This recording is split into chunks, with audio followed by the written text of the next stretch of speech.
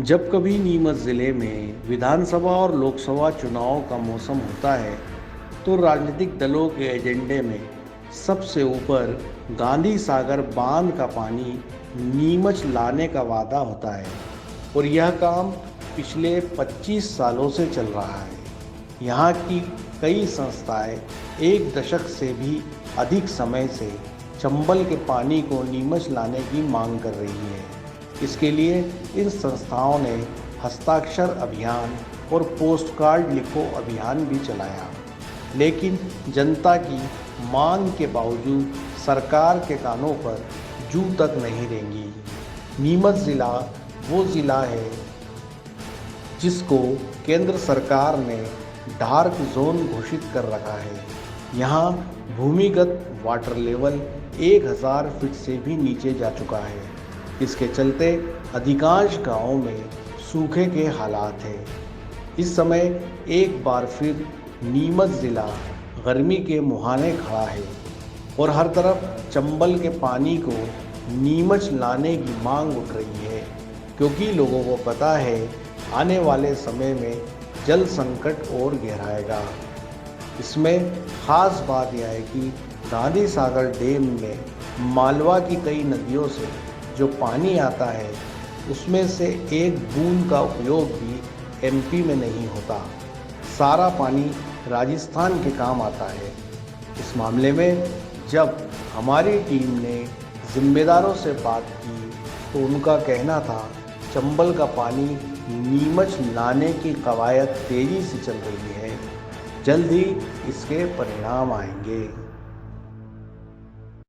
देखिए, गांधी सागर बांध 1962 में 60-62 के आसपास गांधी सागर बांध चालू हुआ और उस वक्त तो खैर ये विद्युत परियोजना के हिसाब से चालू हुआ और आगे जाके रावत भाटा और कोटा को इसका पेयजल की भी सुविधा मिली है।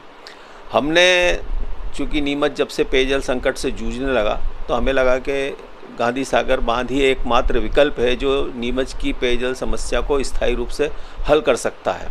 और दूसरा, गांधी सागर का पानी इसलिए भी ज़्यादा ज़रूरी था कि गांधी सागर का पानी अगर नीमच में आता है तो यहाँ पे औद्योगिक क्षेत्र का भी विकास हो सकता है, उद्योग भी यहाँ पे आ सकते हैं, क्योंकि नीमच में पानी की हमेशा कमी रही है। एकमात्र जाजू सागर बांध यहाँ पर पानी का पेयजल के लिए स्रोत था। उसके बाद ये ठीकरिया डैम बना और ठीकरिया डैम के अंदर भी 50% पानी जो है पेयजल के लिए, वो सिंचाई के लिए है, 30% पानी पेयजल के लिए है और 20% डेड वाटर है। तो इस तरह से अगर देखा जाए तो नीमच की पेयजल समस्या जहाँ की तहाँ और नीमच की पानी की समस्या जहाँ तहाँ है। 2010 में कृति ने पेयजल को ये गांधी सागर के पानी को लेकर हमने आवाज़ उठाई और लगातार आंदोलन भी किए। हम यहाँ से रामपुरा, मनासा, कुकुड़ेश्वर और पूरी इस पट्टी पे गए, क्योंकि ये सारी पट्टी को इसका लाभ मिलना था। अगर गांधी सागर से पानी आता है तो इन सब गाँवों को यहाँ पे लाभ मिलना था। नीमच और जीरन तक हमारी इसके अंदर योजना है। इसमें पीएचई ने जो योजना बनाई थी, हम चाहते थे कि उसके अंदर आए। हमने लगातार इसके लिए आवाज़ उठाई, जनप्रतिनिधियों के माध्यम से आवाज़ उठाई। तत्कालीन सांसद मीनाक्षी नटराजन जी थी, उनको भी हमने ज्ञापन दिया। वो थोड़े समय रहीं और फिर चली गई। उसके बाद ये गुप्ता जी, सुधीर गुप्ता जी आए, इनके माध्यम से हम आवाज़ उठाई। हमने विधायक महोदय के दिलीप सिंह जी के माध्यम से आवाज़ उठाई। दिलीप सिंह जी ने इस मामले को लेकर विधानसभा में भी प्रश्न लगाए, लेकिन देखा ये गया है कि हर बार आश्वासन मिला लेकिन काम नहीं हुआ।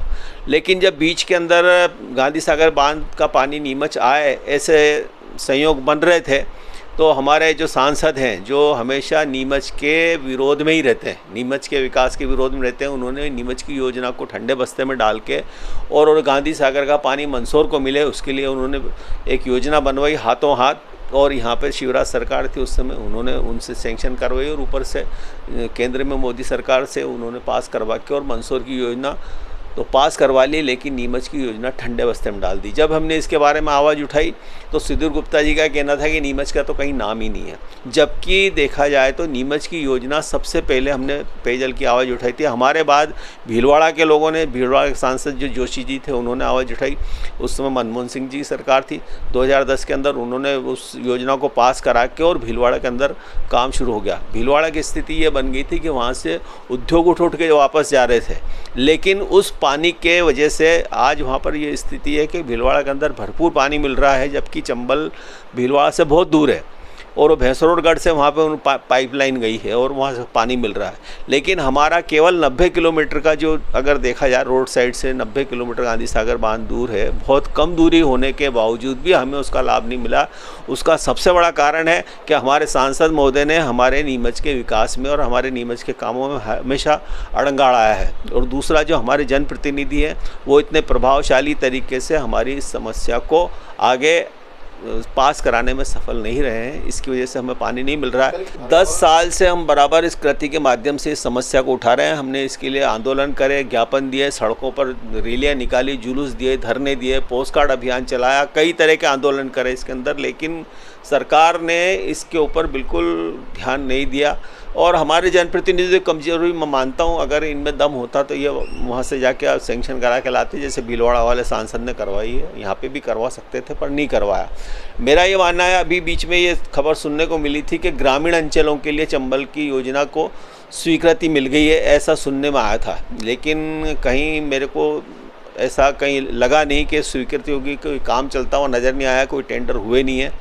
लेकिन अगर ग्रामीण अंचल के लिए अगर स्वीकृति हो रही है तो उसको शहरों के साथ भी जोड़ा जाना चाहिए। बिल्कुल नीमच को हर गर्मी के अंदर पानी से संकट से जूझना पड़ेगा, क्योंकि इस साल पानी काफ़ी मात्रा में गिरा है। तो हो सकता है इस बार गर्मी में हमको इतनी तकलीफ़ नहीं पड़े, वरना हर साल हमने पानी का संकट देखा है। एक साल तो हमने ये CCI की खदानों का पानी यहाँ पर टैंकरों से आया है। मतलब ये स्थिति नीमच के अंदर रही है। तो नीमच का खाली पेयजल की समस्या तक नहीं है, इसका अगर गांधी सागर का पानी आता है तो नीमच के विकास के अंदर बहुत बड़ा योगदान होगा। यहाँ पर उद्योग पनपेंगे और नीमच का विकास होगा, इसलिए गांधी सागर का पानी आना बहुत ज़रूरी है।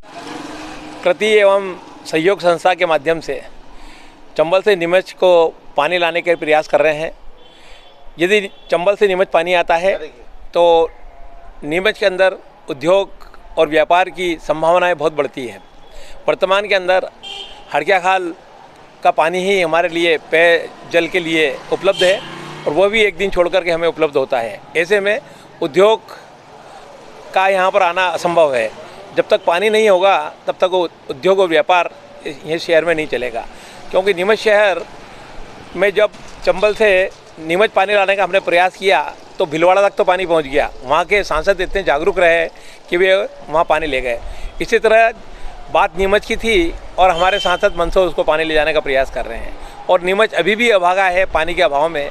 यदि चंबल का पानी नीमच को मिलता है तो निश्चित रूप से नीमच की ग्रोथ बढ़ेगी, नीमच के अंदर व्यापार बढ़ेगा, रोजगार बढ़ेगा और लोगों को अन्य व्यापार करने के साधन बढ़ेंगे। पानी के बिना सब सून है। यहाँ पर 10 साल से हम लोग संघर्ष कर रहे हैं और गांव-गांव जाकर के हमने रामपुरा से नीमच तक प्रत्येक गांव के अंदर इसको प्रयास किया लाने का कि गांव के अंदर भी यदि पानी आता है तो गांव का भी विकास होगा और कृषि में भी पानी की व्यवस्था होगी और लोगों को पेयजल उपलब्ध होगा। इस सिलसिले में जल निगम द्वारा जो एक कार्य योजना बनाई गई है और हम सभी जानते हैं कि गांधी सागर जो हमारा डैम है वहाँ से नीमच ज़िले में बहुत सारे जो गांव हैं उन गांवों के अंदर पानी सप्लाई की स्कीम बनाई गई है। कुछ जो हमारा गांधी सागर अभयारण्य है और जो फॉरेस्ट डिपार्टमेंट से संबंधित जो ज़मीनें हैं वहाँ पर पाइपलाइन वगैरह निकालने से संबंधित कुछ इश्यूज़ हैं, जिनके संबंध में भी अभी पिछले दिनों जो TL संपन्न हुई उसमें कलेक्टर सर द्वारा संबंधित विभागों के अधिकारियों को ये निर्देशित किया गया है कि वो शीघ्र ही ये जो इश्यूज़ हैं इनको पूरा क्लियर करें और वन विभाग से जो भी स्वीकृति वगैरह चाहिए उसके संबंध में आवश्यक कार्यवाही करके और इस स्कीम को आगे बढ़ाएं। तो डेफिनेटली वो जो भी इश्यूज़ हैं वो बहुत जल्दी फुलफिल होके और जिलेवासियों को गांधी सागर डैम से पेयजल की आपूर्ति शुरू होगी। वॉइस ऑफ MP के लिए दीपक खताबिया की रिपोर्ट।